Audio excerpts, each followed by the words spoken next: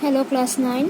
গতদিন আমি তোমাদেরকে 11 যে সেকেন্ড পার্টের 6 নম্বর অঙ্ক পর্যন্ত করিয়েছিলাম। আজকে আমি 7 নম্বর অঙ্ক থেকে তোমাদের শুরু করব। 7 নম্বর অঙ্কটাতে তোমাদের কাছে একটা টেবিল বলে দেয়া আছে।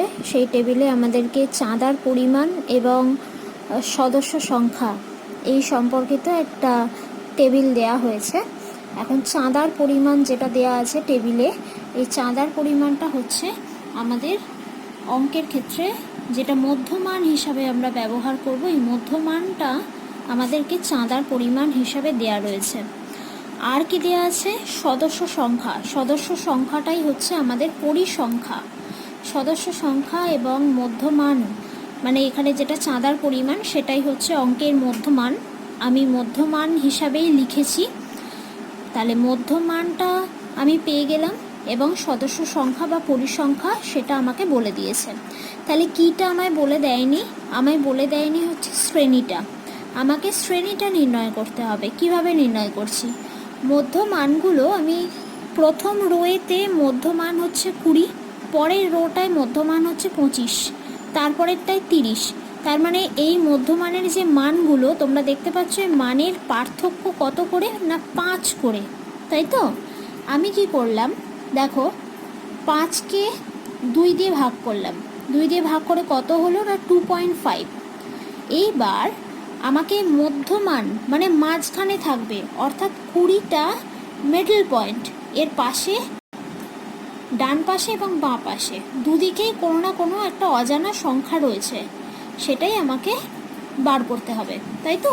আমি কিভাবে বার করছি দেখো, আমি যতটা মধ্যমানের যে পার্থক্যটা, সেই পার্থক্যটাকে 2 দিয়ে ভাগ করলাম।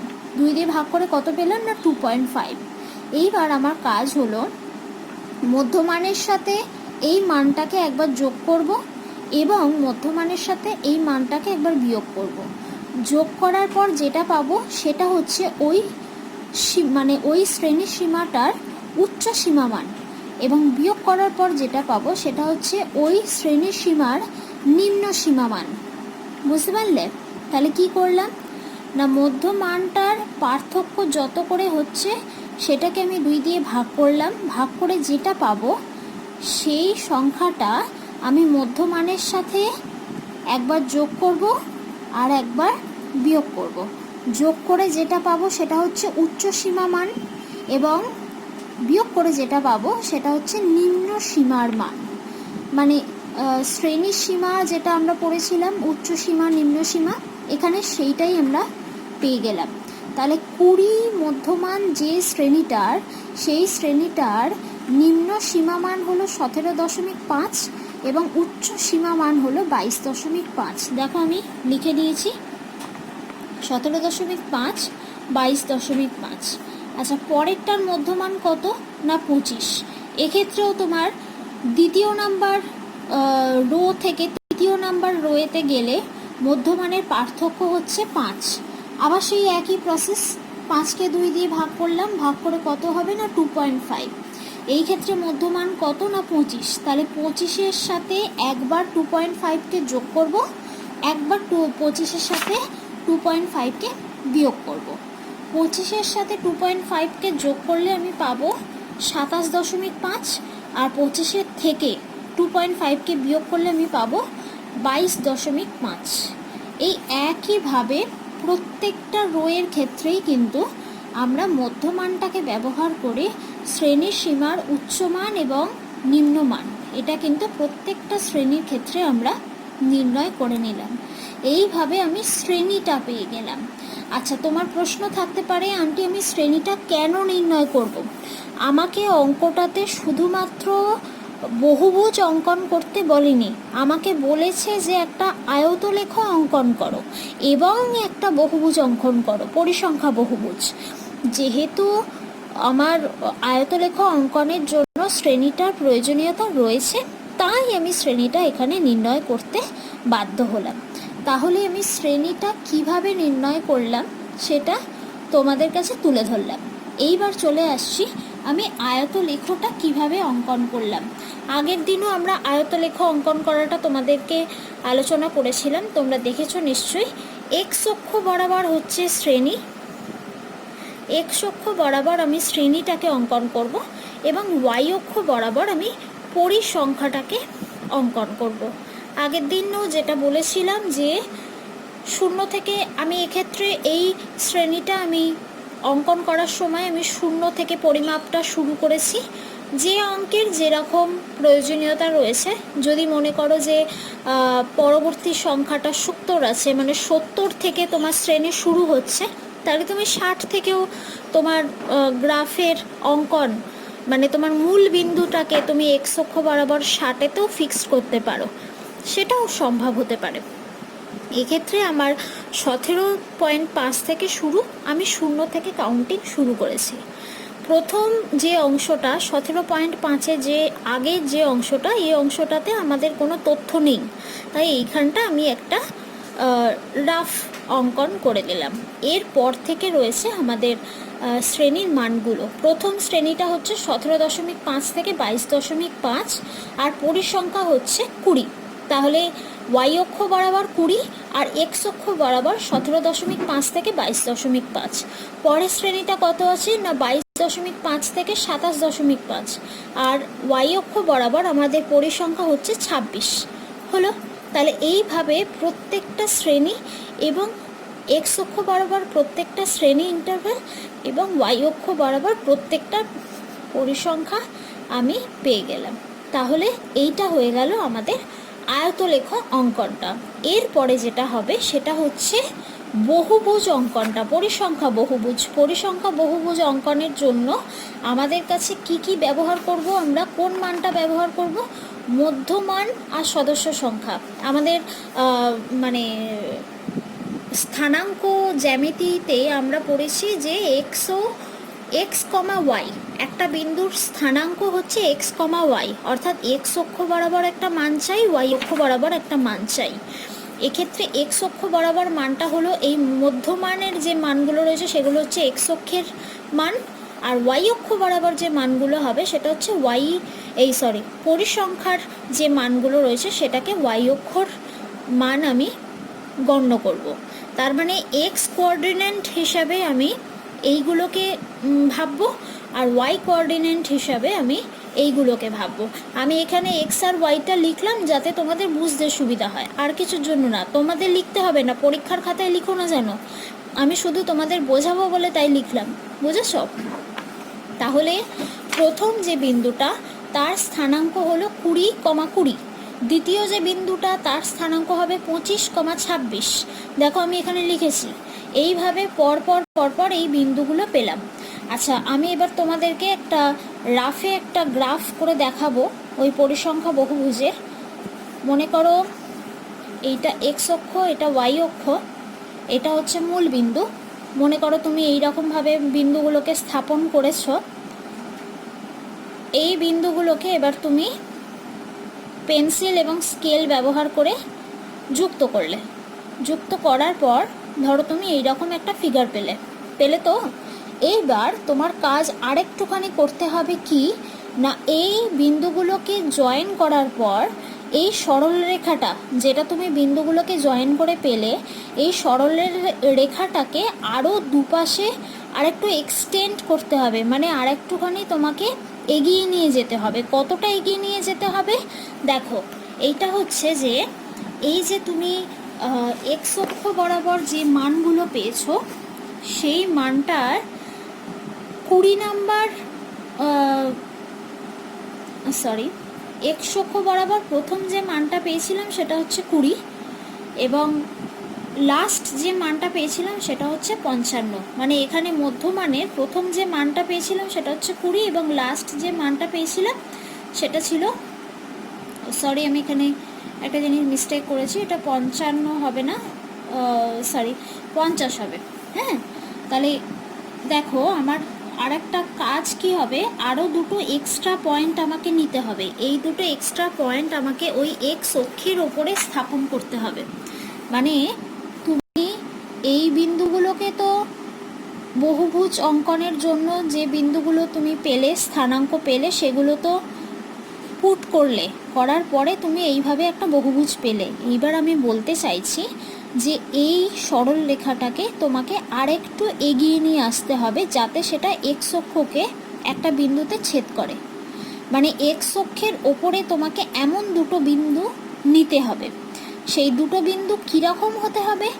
যেখান থেকে শুরু করেছিলাম ঠিক তার আগে 5 দাগ পিছিয়ে যাব, আর এখানে যেখানে শেষ করেছিলাম তার থেকে 5 দাগ এগিয়ে যাব। 20 থেকে শুরু করেছিলাম, তার থেকে 5 দাগ পিছিয়ে গেলাম, মানে 15। ওয়াই অক্ষ বরাবর কিন্তু বিন্দুটাকে আমি নিয়ে যাচ্ছি না, শুধু এক্স অক্ষের ওপরেই সেই বিন্দুটা অবস্থিত হবে। তাই এই বিন্দুটার স্থানাঙ্ক কত হতে হবে? দেখো 15,0, মানে ওয়াই অক্ষ বরাবর তার কোনো মান নেই, এটা এক্স অক্ষের ওপরেই অবস্থিত। তাই এই বিন্দুটার মান কত হলো না 15,0। আর লাস্ট যে বিন্দুটা সেটার মান কত হবে না 55,0। কেন আমি 15 নিলাম, কেন 16 নিলাম না বলো তো? তার কারণ হচ্ছে, দেখো এখানে প্রত্যেকটা বিন্দুর, এই যে প্রত্যেকটা বিন্দু আমরা স্থাপন করব, প্রত্যেকটা বিন্দুর পার্থক্য হচ্ছে 5 করে। দেখতে পাচ্ছ? প্রত্যেকটা বিন্দুর পার্থক্য হচ্ছে 5 করে। তাই এই মানে রিদিমটা, অর্থাৎ এই ছন্দটা বজায় রাখার জন্য আমি এখানে 15 নিলাম, এবং শেষে 50-এ শেষ হচ্ছে, তারপরে আরও 5 দাগ এগিয়ে 55-তে শেষ করলাম। তাহলে দুটো বিন্দু কি কি পেলাম না 15,0 এবং এদিকের হচ্ছে 55,0। ঠিক আছে, তোমরা নিজেরা অঙ্কটা আরেকবার করবে। যদি মনে করো যে এই ব্যাপারটা বুঝতে তোমাদের অসুবিধা হচ্ছে, তাহলে আর একবার আমাকে গ্রুপেতে ইনফর্ম করবে, আমি তাহলে পরের দিন আবার আলোচনা করে দেব। ঠিক আছে, চলে আসছি আমাদের পরবর্তী অঙ্কে। 8 নম্বর অঙ্কটা আমি আর করে দিলাম না, কারণ 8 নম্বর অঙ্কটা যা করলাম 8 নম্বর অঙ্কটাও ঠিক ওই একইভাবে হবে, এজন্য আমি ওটা আলাদাভাবে করলাম না। আমি চলে আসছি 9 নম্বর অঙ্কে। 9 নম্বর অঙ্কে আমাদেরকে শ্রেণীটা বলে দেওয়া হয়েছে। হ্যাঁ, একটা বয়সের একটা বিভাজন হিসাবে একটা শ্রেণী বলেছে, 25 থেকে 31, 31 থেকে 37, 37 থেকে 43, 43 থেকে 49, 49 থেকে 55। এই হচ্ছে আমাদের শ্রেণী, এটা হলো আমাদের শ্রেণী। এবং শ্রেণীর মধ্যমানটা আমি নির্ণয় করব। এই যে দেখো নির্ণয় করেছি। শ্রেণীর মধ্যমান নির্ণয় করার পদ্ধতি আমরা জানি, নিম্নমান এবং উচ্চমান দুটোর যোগফলকে 2 দিয়ে ভাগ করলে মধ্যমানটা পাবো। তাহলে শ্রেণীর মধ্যমান নির্ণয় করেছি প্রত্যেকটা শ্রেণীরই। তারপরেরটা হচ্ছে পরিসংখ্যা। পরিসংখ্যাটা আমার কাছে বলা রয়েছে 10, 13, 5, 3, 1 পরপর আমি লিখে নিলাম। তাহলে শ্রেণীটার আমি শ্রেণী পেলাম, অঙ্কটাতে আমি শ্রেণী পেলাম, শ্রেণীর মধ্যমান পেলাম এবং পরিসংখ্যা পেলাম। কি কি নির্ণয় করতে বলেছে আমাকে? আয়তলেখা অঙ্কন করতে বলেছে আর পরিসংখ্যা বহুভুজ অঙ্কন করতে বলেছে, তাই তো? তাহলে আয়তলেখা অঙ্কনটা আমরা প্রথমে করে নেব। আয়তলেখা অঙ্কনের জন্য দেখো আগের অঙ্কগুলো যেরমভাবে করেছি এক্ষেত্রেও তাই করলাম। শ্রেণীটা শুরু হয়েছে আমার 25 থেকে, আমি এখানে 0 থেকে কাউন্টিং শুরু করলাম। এটা আমার 10, এটা আমার 20, এইটা আমার 30, আর 20 আর 30-এর মাঝখানে এইখানে হচ্ছে আমি 25 ধরেছি। তোমরা খাতায় একটু অ্যাপ্রোপ্রিয়েটলি করো, আমি তো খাতাতে খুব ভালোভাবে পরিষ্কারভাবে করিনি, একটা রাফলি ড্রয়িং করেছি তোমাদেরকে বোঝাবো বলে, তোমরা আরেকটু ভালো করে দেখে নিও। আচ্ছা, এই এক্স অক্ষ বরাবর হচ্ছে আমাদের শ্রেণী, আর ওয়াই অক্ষ বরাবর হচ্ছে আমাদের পরিসংখ্যা। আগে অঙ্কগুলো যেরকম করেছি এক্ষেত্রেও তাই হবে। তাহলে 25, আর শুরু হচ্ছে 25 থেকে, শেষ হচ্ছে 31-এ গিয়ে। 25 থেকে 31, আর ওয়াই অক্ষ বরাবর পরিসংখ্যা হচ্ছে আমার 10। তাহলে এই এতটা পর্যন্ত 10 আমি এখানে একটা আয়তলেখ পেলাম।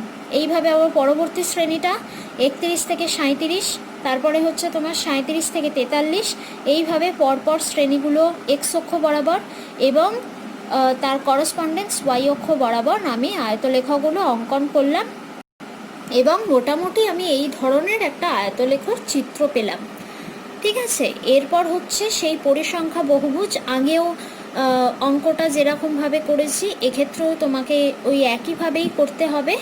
এই 28 হচ্ছে তোমার মধ্যমানটা, এই মধ্যমানটা হচ্ছে তোমার এক্স কোয়াড্রেন্ট, আর এই 10টা হচ্ছে তোমার, মানে এই পরিসংখ্যাটা হচ্ছে তোমার ওয়াই কোঅর্ডিনেটের মান, মানে এক্সের স্থানাঙ্ক, এক্স অক্ষ বরাবর স্থানাঙ্ক হচ্ছে এইটা, ওয়াই অক্ষ বরাবর স্থানাঙ্ক হচ্ছে এইটা। এই দুটোকে কাজে লাগিয়ে তোমাকে বিন্দুটাকে স্থাপন করতে হবে।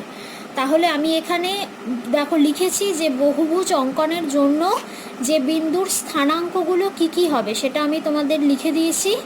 তোমাদের কাজ হলো গ্রাফ কাগজে বা তোমরা সাদা কাগজে, যেরকম কাগজে, না এটা তো গ্রাফ পেপারেই তোমার দরকার পড়বে, সাদা কাগজে অঙ্কন করতে পারবে না। এই বহুভুজ পরিসংখ্যা বহুভুজ অঙ্কনের জন্য কিন্তু তোমাদের গ্রাফ পেপার পরীক্ষাতেও দেওয়া হবে, পরীক্ষাতেও কিন্তু তোমাদের পরিসংখ্যা বহুভুজের জন্য গ্রাফ কাগজ দেয়া হয়। আচ্ছা, তোমরা গ্রাফ কাগজে তাহলে আমরা যেরকম শিখেছি এক্স অক্ষ ওয়াই অক্ষ অঙ্কন করলে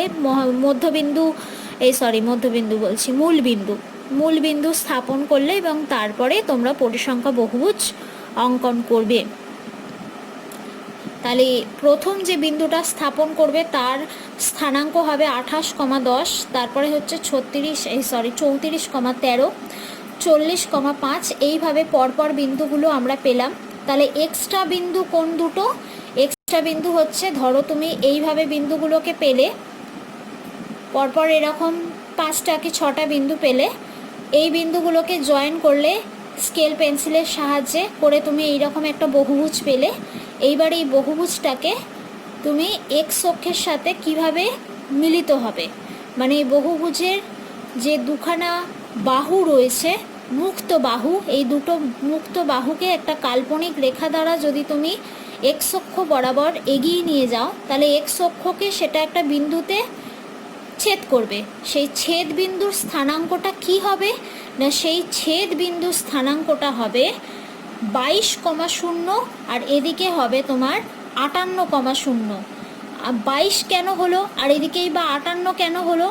আবারও সেই আগের মতো ব্যাখ্যা, যেহেতু বিন্দু দুটোই এক্স অক্ষের ওপর অবস্থিত হয়েছে তাই ওয়াই কোঅর্ডিনেটটা দুটোর ক্ষেত্রেই 0, দুটোর ক্ষেত্রেই ওয়াই এর স্থানাঙ্কটা হচ্ছে 0, খালি এক্স এর স্থানাঙ্কটা তোমায় জানতে হবে। এক্স এর স্থানাঙ্কটা কিভাবে নির্ণয় করবে? দেখো এখানে প্রত্যেকটার ক্ষেত্রে এক্স এর স্থানাঙ্কের পার্থক্যটা কত করে হয়েছে। প্রথমেরটা হচ্ছে 28, তারপরেরটা হচ্ছে 34, পার্থক্য হচ্ছে 6, 34, তারপরেরটা হচ্ছে 40, পার্থক্য হচ্ছে 6, তারপরে 40, তারপরেরটা হচ্ছে 46, তাহলে 6, এইভাবে 6 করে বাড়ছে।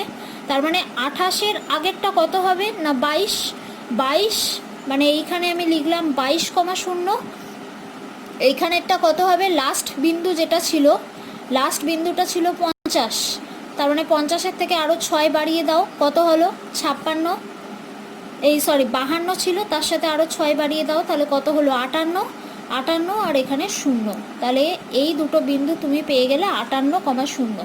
আচ্ছা, তোমাদের প্রশ্ন এটা হতে পারে যে আন্টি আমি কি সরলরেখাটা আগে অঙ্কন করব, তারপরে সেই সরলরেখাটা যে বিন্দুতে ছেদ করেছে সেই বিন্দুটার স্থানাঙ্ক লিখব? না, সেটা নয়, পূর্বেই তোমাকে আগে স্থানাঙ্কটা ঠিক করে নিতে হবে, কোনটা হবে তোমার স্থানাঙ্ক। তার জন্য এই পদ্ধতি তোমাকে কাজে লাগাতে হবে, অর্থাৎ এক্স অক্ষ বরাবর পার্থক্য কত হচ্ছে সেগুলো গুণে নিয়ে তোমাকে আগের একটা বিন্দু এবং শেষের একটা বিন্দু নতুন করে তোমায় যোগ করতে হবে। তারপরে কিন্তু তুমি সেই বিন্দুগুলোকে এক্স অক্ষের ওপর স্থাপন করবে এবং সমস্ত বিন্দুগুলোকে তুমি স্কেল পেন্সিলের সাথে যোগ করবে। আবারও বলছি, পরিসংখ্যা বহুভুজ অঙ্কনের জন্য যদি কোনো অসুবিধা হয় আমাকে কিন্তু জানাবে, অবশ্য করেই জানাবে। পরিসংখ্যা বহুভুজটা একটু মানে গ্রাফ কাগজ হলে আর একটু পরিষ্কার হতো ব্যাপারটা, আমার কাছে গ্রাফ কাগজ নেই বলে এত ভালো পরিষ্কারভাবে বোঝাতে পারলাম না, চেষ্টা করলাম, তোমরা করে আমাকে জানিও অবশ্য করি। চলে আসছি 10 নম্বর অঙ্কে। 10 নম্বর অঙ্কে আমাদের কাছে শ্রেণী বলে দেওয়া হয়েছে। আমি এখানে শ্রেণী সীমানাটা লিখেছি। শ্রেণী সীমানাটা ম্যান্ডেটারি নয়, মানে কম্পালসারি নয়, তোমার ইচ্ছা করলে তুমি লিখতে পারো। এখানে যেহেতু কোনো চেঞ্জ হচ্ছে না তাই শ্রেণী সীমানাটা না হলেও হয়, মানে শ্রেণী সীমানাটার এখানে কোনো প্রয়োজনীয়তা নেই, আমি লিখে ফেলেছি, তোমরা মানে লিখো না, শুধু শুধু কলাম বাড়িয়ে লাভ নেই, এখানে দরকার নেই, এমনিতেই হয়ে যাবে। শ্রেণীটা দেয়া রয়েছে তোমার কাছে, মধ্যমান নির্ণয় করে নিলে, তোমরা জানো মধ্যমান কিভাবে নির্ণয় করতে হয়। নিম্নমান এবং উচ্চমান দুটোর যোগফলকে 2 দিয়ে ভাগ করবে, ভাগ করলেই পেয়ে যাবে মধ্যমান। পরিসংখ্যা বলে দেওয়া রয়েছে, পরিসংখ্যাগুলোকে তুমি লিখে নিলে, মধ্যমানগুলো তুমি নির্ণয় করলে। এরপর আমাকে বলেছে যে একটা পরিসংখ্যা বহুভুজ অঙ্কন করো। পরিসংখ্যা বহুভুজ অঙ্কনের জন্য এক্স অক্ষ বরাবর শ্রেণী, ওয়াই অক্ষ বরাবর পরিসংখ্যা, সরি এটা শ্রেণী হবে না, এখানে আমরা মধ্যমান লিখব। আচ্ছা, এটা কি মধ্যমানই লিখব? এটা মধ্যমান না লিখে তোমরা এটাকে শ্রেণী হিসাবেই লিখো, কারণ হচ্ছে আমাদের গ্রাফেতে যেটা আমরা স্থাপন করব সেটা শ্রেণী হিসাবেই আমরা করব, ঠিক আছে? তাহলে এখানে যে বিন্দুগুলো আমরা স্থাপন করব, বিন্দুর কোঅর্ডিনেটটা কীরকম হবে না 77.5, 12। প্রথম যে বিন্দুটা তার স্থানাঙ্ক হবে 77.5, 12। এই যে ধরো এই রকম একটা জায়গায় আমি বিন্দুটাকে পেলাম। তারপরের বিন্দুটা হবে 82.5, 18। এই যে ধরো এইরকমভাবে, ঠিক আছে? এইরকমভাবে মধ্যমান এবং পরিসংখ্যাকে ব্যবহার করে আমি বিন্দুগুলোকে স্থাপন করলাম। করার পরে আবার আমাকে আগের অঙ্কগুলোর মতনই এখানেও এক্স অক্ষের ওপরে দুটো বিন্দু, লাস্ট একটা বিন্দু আর ফার্স্ট একটা বিন্দুকে স্থাপন করতে হবে। দেখো এখানে লাস্ট যে মানটা রয়েছে, লাস্ট বিন্দুটার মান হচ্ছে তোমার 97.5, 8। এটা হচ্ছে তোমার লাস্ট বিন্দু। এখানে প্রত্যেকটার ক্ষেত্রে তার আগের বিন্দুটা হচ্ছে তোমার 92.5, 10। তাহলে এখানে 92.5 আর এখানে হচ্ছে 97.5। পার্থক্য কত? পার্থক্য হচ্ছে 5-এর ডিফারেন্স, মানে 5 বেশি, তাই তো? তাহলে 97, তারপরে আরও 5 যোগ করে দাও, 97.5, তার সাথে আরও 5কে যোগ করে দাও, তাহলে কত হবে? 102.5, 0। 102.5, 0। যেহেতু এক্স অক্ষের ওপর অবস্থিত তাই ওয়াই এর মানটা 0। আর শুরুর মানটা কত ছিল? শুরুর মানটা ছিল 77.5। তাহলে 77.5-এর থেকে 5কে বিয়োগ করে দাও, 77.5 থেকে 5কে বিয়োগ করে দাও, তাহলে কত হবে? 72.5, 0। এই 72.5, 0 বিন্দুটা ধরো, মনে করো আমি এখানে মানে অঙ্কনটা আমার ঠিক হয়নি, অঙ্কটা এরকম হওয়া উচিত। এইখানে বিন্দুটাকে স্থাপন করলাম, এটাকে ধরো 72.5, তাহলে আমি জয়েন করলাম, করে এই রকম একটা জায়গায় এলো। আবার এইখানেও ধরো আমার বিন্দুটা হচ্ছে 102.5, 0 হলো। এটা হচ্ছে আমার লাস্ট বিন্দু যেটা আমি নির্ণয় করলাম। তাহলে দেখতে পাচ্ছ যে এইটা একটা বহুভুজ অঙ্কন করা কমপ্লিট হলো। তাহলে বহুভুজ অঙ্কনের জন্য আমার মধ্যমান এবং পরিসংখ্যা এইগুলোকে ব্যবহার করে আমি বিন্দুগুলো পাবো, এবং সবার শেষে আর একটা নতুন বিন্দু এবং সবার শুরুতে একটা নতুন বিন্দু তোমাকে নিজেকে ওটা নির্ণয় করতে হবে। তারপরে সেই টোটাল যতগুলো বিন্দু হবে সেটা তোমায় স্থাপন করতে হবে। মানে মনে করো তোমার কাছে 3টে বিন্দু দেয়া রয়েছে, তোমাকে আগে এবং পরে আরও 2টো বিন্দু এক্সট্রা যোগ করে মোট 5খানা বিন্দু তুমি গ্রাফেতে স্থাপন করবে, এবং ওই 5টা বিন্দুকে একটা সরলরেখা দ্বারা তুমি, কাল্পনিক সরলরেখা অবশ্যভাবেই তুমি জয়েন করবে, করে তুমি একটা বহুভুজ পাবে, পরিসংখ্যা বহুভুজ পাবে। হলো? আচ্ছা, এবার চলে আসছি 11 নম্বর অঙ্কে। দেখো 11 নম্বর অঙ্কটা, 11 নম্বর অঙ্কে আমায় শ্রেণীটা বলে দিয়েছে, পরিসংখ্যা বলে দিয়েছে, শ্রেণী বলে দিয়েছে, পরিসংখ্যা বলে দিয়েছে, কিন্তু এখানে আমাকে শ্রেণীর সীমানা নির্ণয় করতে হয়েছে। তার কারণ কি? শ্রেণীর এই যে দেখতে পাচ্ছ একটা মানের পার্থক্য রয়েছে, এটা শ্রেণী বহির্ভূত শ্রেণী। এই জন্য দেখো প্রথম যে শ্রেণীটা তার যে উচ্চ মানটা, সেই উচ্চ মানটা হচ্ছে 10, পরবর্তী যে শ্রেণীটা তার নিম্ন মানটা হচ্ছে 11। অর্থাৎ এই যে মানে ক্লাস বাউন্ডারি যেটা বলছে সেটা কিন্তু ঠিক নেই, ওটাকে অ্যাডজাস্ট করতে হবে। তাই এই ক্লাস বাউন্ডারিটাকে অ্যাডজাস্টমেন্ট করার জন্য আমরা যে পদ্ধতি শিখেছি সেই পদ্ধতিই ব্যবহার করলাম। পার্থক্য কত না, পার্থক্য হচ্ছে একের পার্থক্য, তাই তো? এখানের উচ্চমান আর এখানের নিম্নমানের মধ্যে এক পার্থক্য। তাহলে একটাকে 2 দিয়ে ভাগ করব, কত পেলাম? 0.5। এই 0.5টাকে আমায় অ্যাডজাস্ট করতে হবে। কিভাবে অ্যাডজাস্ট করব? নিম্নমান থেকে 0.5কে বিয়োগ করব, করে কত পেলাম? 1-এর থেকে 0.5 বিয়োগ করলে 0.5ই থাকে বিয়োগফল। আর এখানে 10-এর সাথে 0.5 আরও যোগ করব। যোগ করলে কত পেলাম না 10.5। ঠিক এই একইভাবে পরপর প্রত্যেকটা শ্রেণীর জন্য শ্রেণীর সীমানাটা আমি করে নেব, নির্ণয় করে নেব। হলো, শ্রেণীর সীমানা নির্ণয় করার পর তোমায় নির্ণয় করতে হবে মধ্যমান। মধ্যমান কিভাবে নির্ণয় করবে? ঠিক এই আগের প্রসেস যেভাবে করেছিলাম, উচ্চ সীমানার মানটা এবং নিম্ন সীমানার মান দুখানাকে যোগ করে 2 দিয়ে ভাগ করব। ভাগ করলে যত পাবো সেটাই হয়ে যাবে আমার মধ্যমান। ঠিক আছে, তাহলে আমি মধ্যমান নির্ণয় করতে শিখলাম। যদি তোমাদের অসুবিধা হয় আমি এখানে একটা করে দিচ্ছি, দেখো 10.5 প্লাস 0.5 মানে কত হয়? 11। 11কে 2 দিয়ে ভাগ করেছো, সেজন্য হলো 5.5। তুমি যদি শ্রেণীটাকে যোগ করে 2 দিয়ে ভাগ করো তাহলেও কিন্তু একই মান পাবে। শ্রেণীতে যে উচ্চমান এবং নিম্নমান রয়েছে সেই দুটোকেও যদি যোগ করে 2 দিয়ে ভাগ করো তাহলেও কিন্তু মধ্যমানটা তোমার একই থাকবে। সেক্ষেত্রে কিন্তু কোনো পার্থক্য হবে না, যে কোনো একটা দিয়েই তোমরা করতে পারো। ঠিক আছে, তাহলে মধ্যমান নির্ণয় করে নিলাম।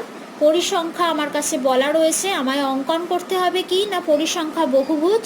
তাহলে পরিসংখ্যা বহুভুজের জন্য প্রথম যে বিন্দুটা পেলাম তার স্থানাঙ্ক কত হলো না 5.5, তারপরেরটা 15.5, 25.5, 35.5, 45.5, হয়ে গেল।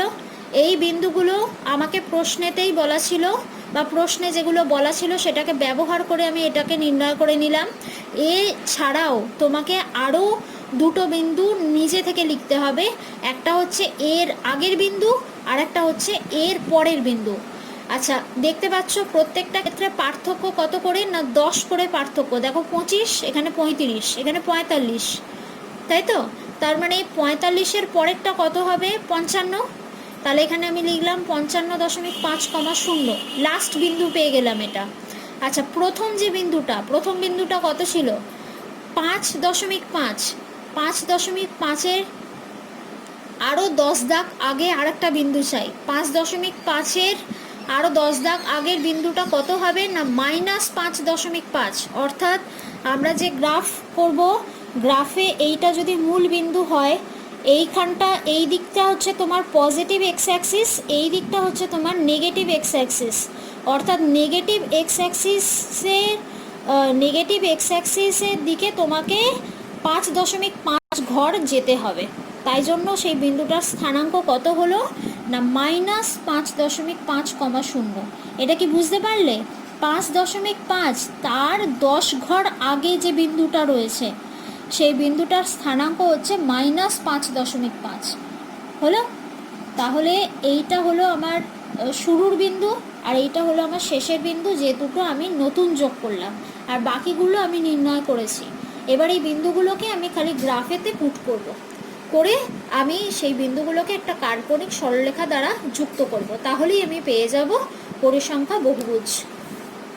চলে আসছি আমাদের লাস্ট অঙ্ক, 13 নম্বর যে অঙ্কটা এই অধ্যায়ের। আচ্ছা, 12 নম্বর অঙ্কটা আমি করাচ্ছি না তোমাদের, 13 নম্বর অঙ্ক লাস্ট অঙ্ক করিয়ে দিচ্ছি এই অধ্যায়ের। 13 নম্বর অঙ্কটাতে আমাকে একটা পরিসংখ্যা বহুভুজ অঙ্কনের জন্য বিন্দুর স্থানাঙ্কগুলো বলাই রয়েছে। মানে তোমাকে এখানে যে টেবিলটা বলা রয়েছে সেই টেবিলটাতে তোমাকে মধ্যমান আর পরিসংখ্যা দুটোই বলে দিয়েছে। আমি আর এখানে আলাদাভাবে মধ্যমান এবং পরিসংখ্যা বলে লিখিনি, আমি শুধুমাত্র তোমাদেরকে বোঝাবো বলে, বোঝার সুবিধার জন্য শুধু বিন্দুর স্থানাঙ্কগুলো আমি লিখে নিয়েছি। প্রথম যে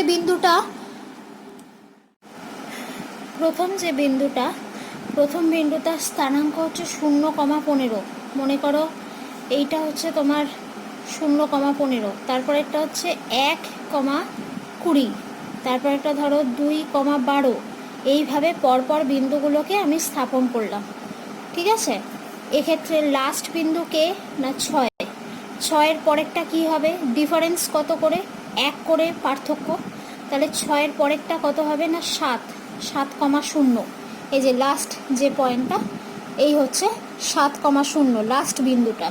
আর এদিকে প্রথম বিন্দু কত, 0,15, তাহলে 0-র আগের বিন্দুটা কত, -1,0, যেহেতু পার্থক্য হচ্ছে 1 করে, তাহলে 0-র আগের ঘরটা কত হবে না -1। তাহলে আমি এখানে লিখেছি, দেখো এই যে -1-এর ঘর এটা, তাহলে আমি লিখলাম -1,0 হলো। তাহলে 13 নম্বর অঙ্কটাতে আমরা এইভাবে একটা পরিসংখ্যা বহুভুজ অঙ্কন করতে পারলাম। তাহলে ক্লাস 9 তোমাদেরকে স্ট্যাটিস্টিক বা রাশিবিজ্ঞানে যতটা ছিল মোটামুটিভাবে আমি পুরোটাই চেষ্টা করলাম তোমাদের সামনে তুলে ধরার। আর যদি কোথাও কোনো অসুবিধা থেকে থাকে অবশ্য করেই তোমরা জানাবে। 11 নম্বর অধ্যায় আজকে আমাদের শেষ হলো। পরের দিনকে আমরা পরিমিতির 16 নম্বর অধ্যায় বৃত্তের পরিধি, এই অধ্যায়টা আমি শুরু করব। আমি তোমাদের কাছে গ্রুপে জানলাম যে তোমাদের ওই অধ্যায়টা পড়ানো হয়নি, আমি ওই অধ্যায়টাই শুরু করতে চাই পরের দিন। সকলে ভালো থেকো, সুস্থ থেকো, এই বলে আজকে আমি আমার বক্তব্য শেষ করলাম।